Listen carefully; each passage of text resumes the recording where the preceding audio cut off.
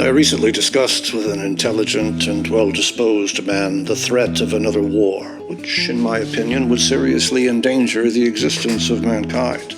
Thereupon, my visitor, very calmly and coolly, said to me, "Why are you so deeply opposed to the disappearance of the human race?"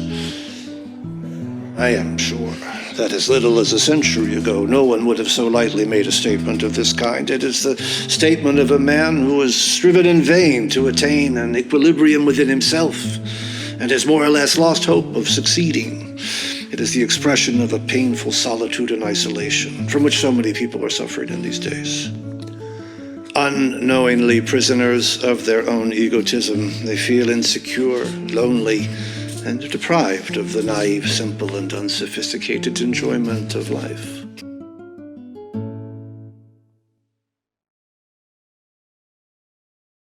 Innumerable voices have been asserting for some time now that human society is passing through a crisis, that its stability has been gravely shattered. It is characteristic of such a situation that individuals feel indifferent or even hostile toward the group, small or large, to which they belong. An army of unemployed almost always exists. The worker is constantly in fear of losing his job. Technological progress frequently results in more unemployment rather than an easing of the burden of work for all. The profit motive, in conjunction with competition among capitalists, is responsible for an instability in the accumulation and utilization of capital, which leads to increasingly severe depressions. Unlimited competition leads to a huge waste of labor and to that crippling of the social consciousness of individuals, which I mentioned before. This crippling of individuals I consider the worst evil of capitalism.